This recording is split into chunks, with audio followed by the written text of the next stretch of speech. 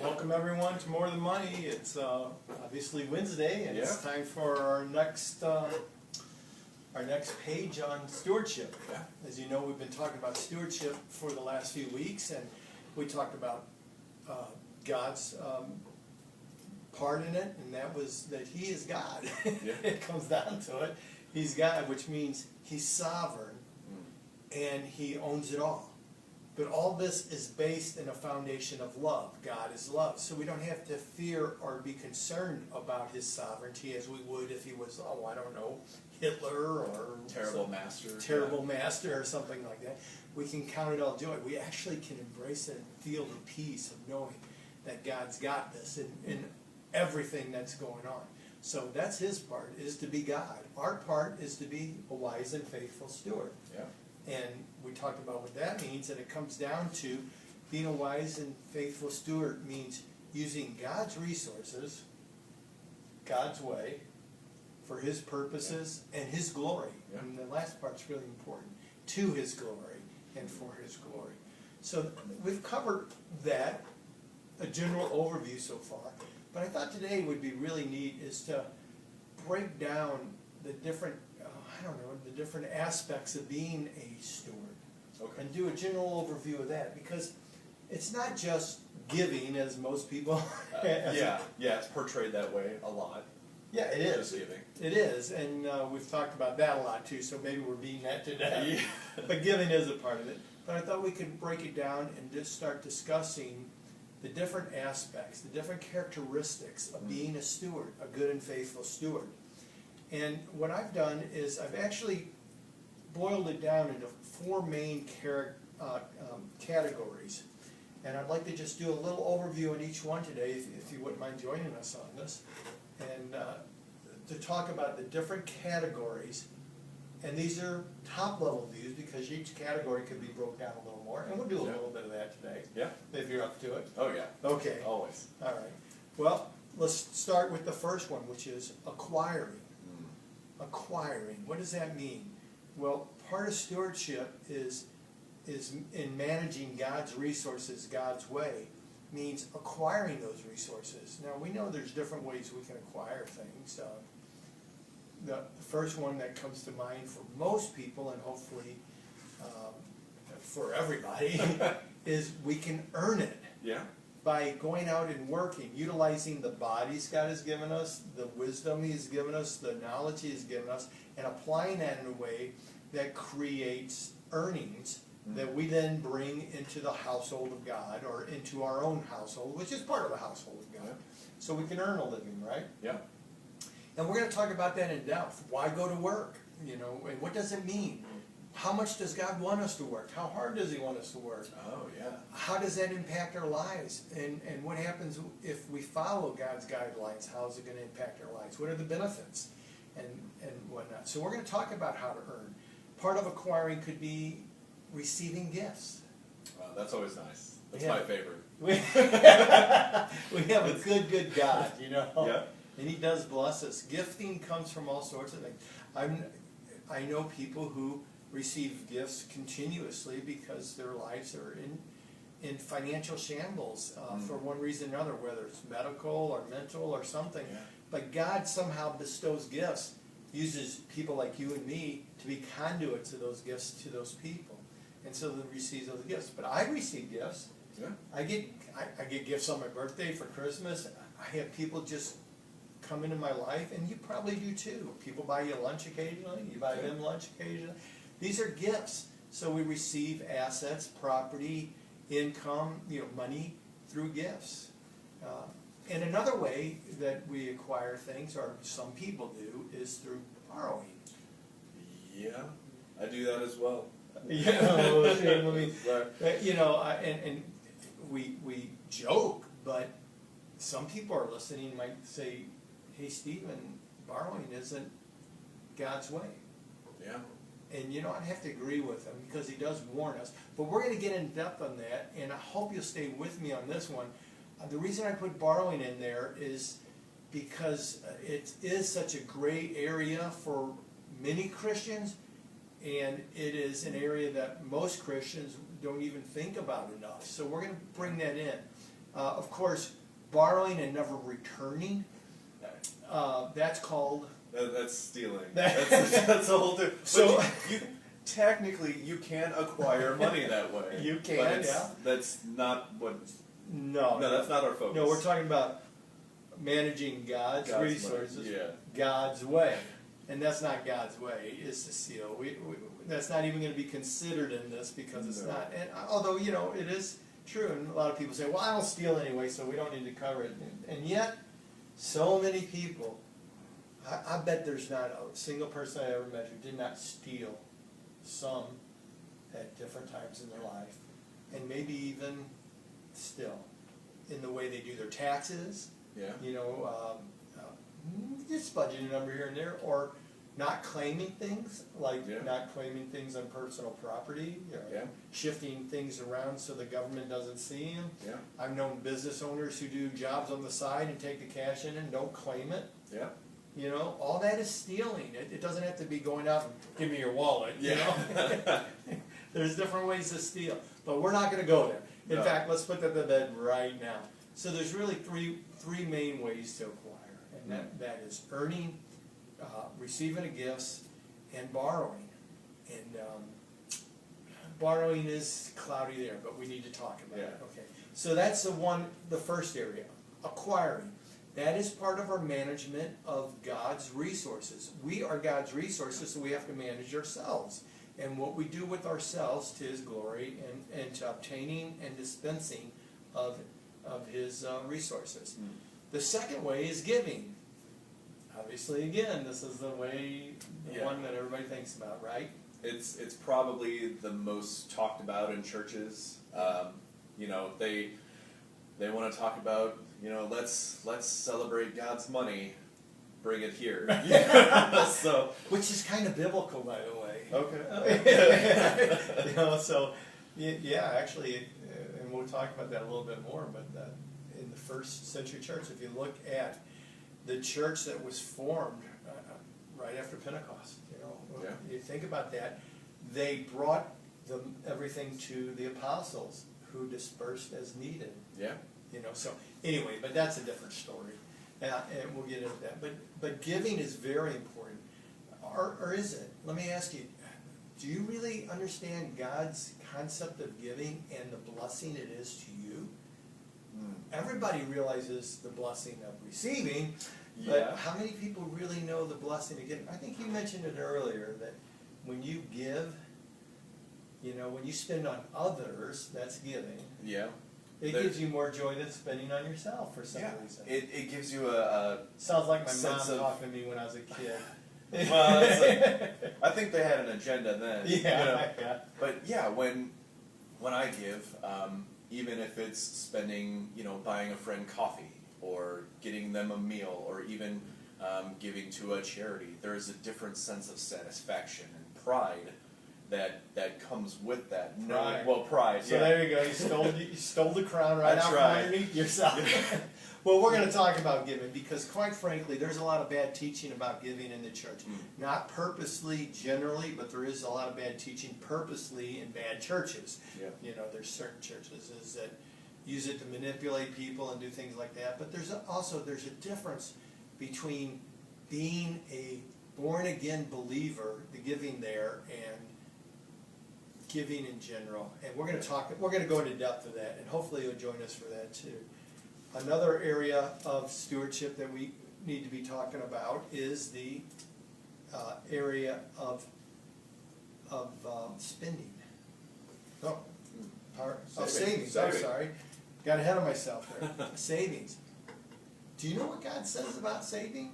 Do you know, is it good? Is it bad? I mean, everybody knows about the stories of the rich merchant who decided to build bigger storehouses.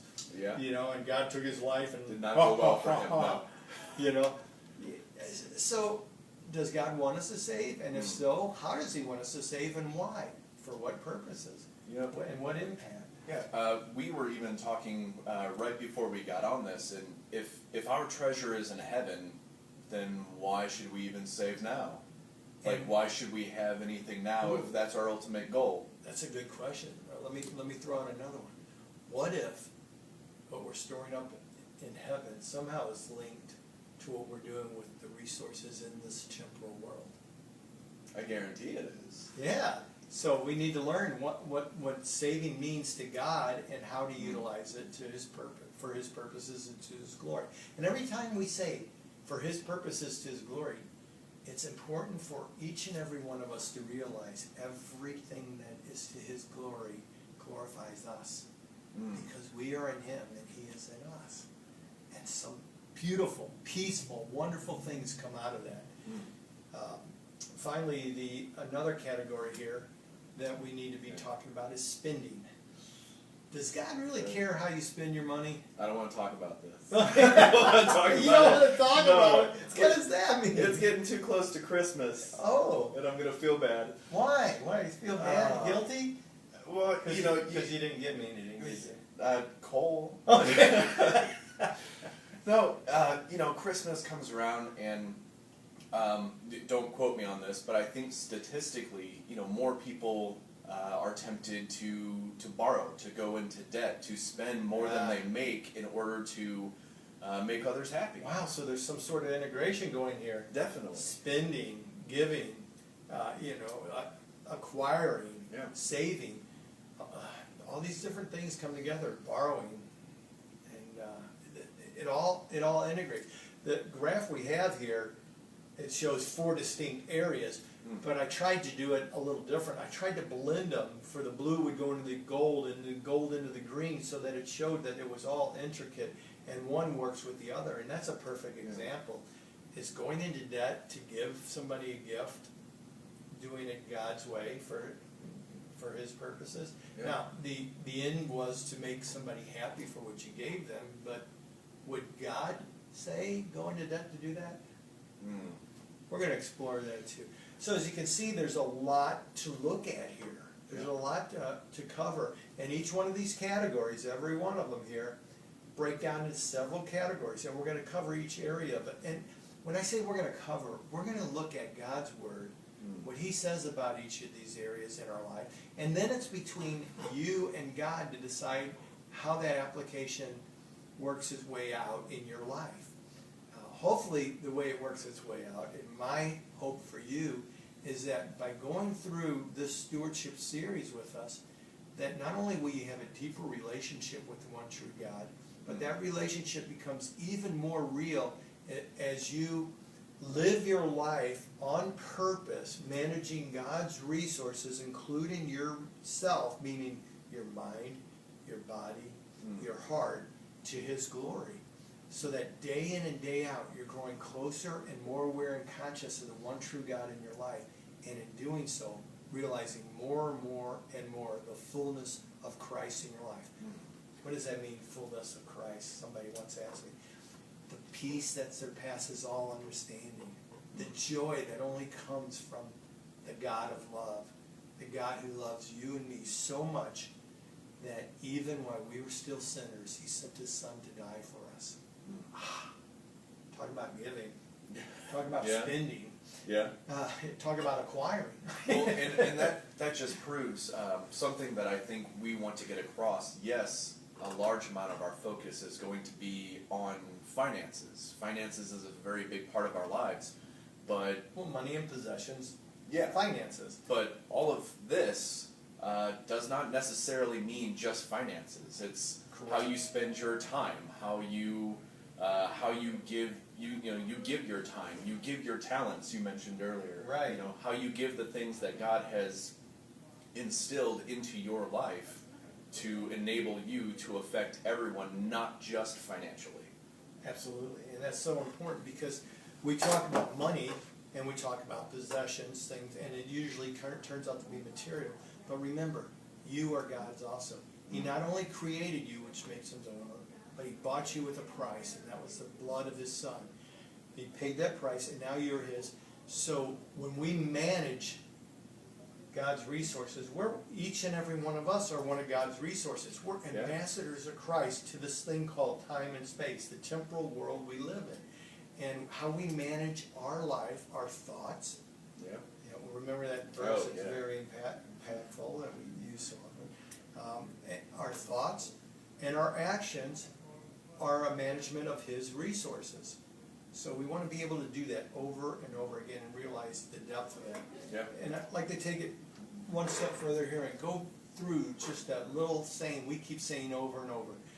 Being a steward is the concept of managing God's resources, which means everything that he owns, which is Me.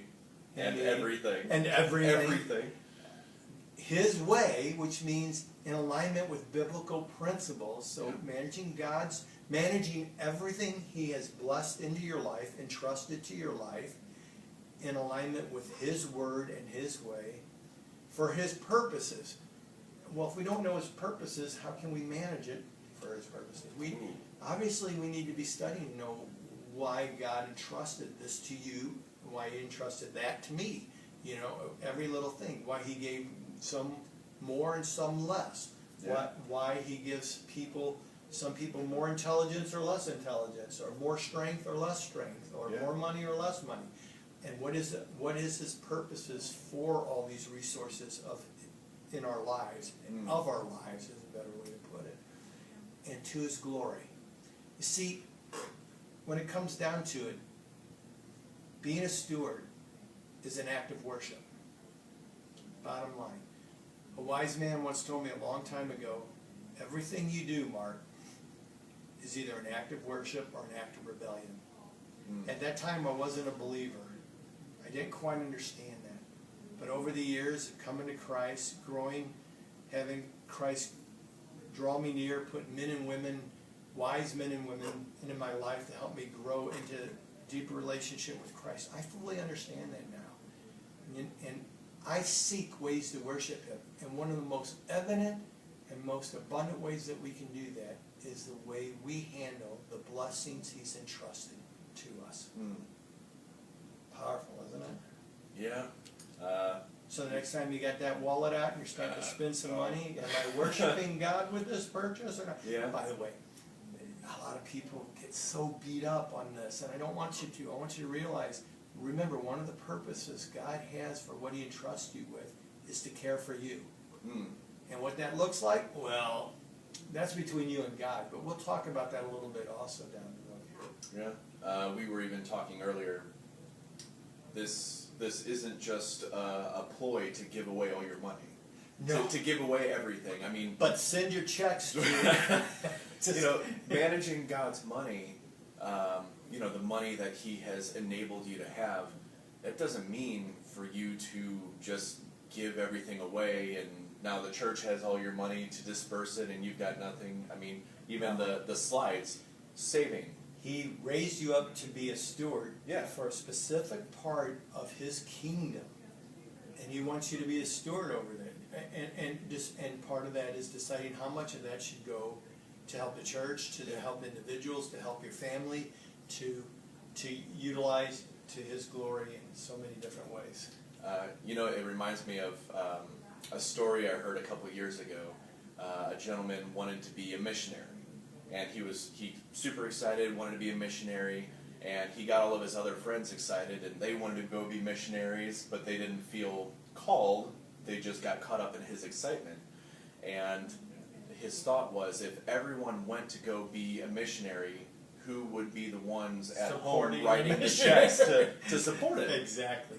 We all have a place, and that place is no less important than any other place. The person in the jungle eating bugs and learning to speak some foreign language to share the gospel is a very important position. So is the position that of the person who worked day and night at a warehouse to come up with enough money to send that person over and to support them in their ways. Yeah. So it's all good. Bottom line, it's all good, and we thank you for being with us today. And I look forward to, I hope you do too, diving in and unpacking all the different characteristics of being a steward. And it's going to be fun. It's going to be joyful. And you know, remember, no more guilt, no more shame. No. We're in the kingdom of God. He's a good God. Yeah. With that said, God bless everyone.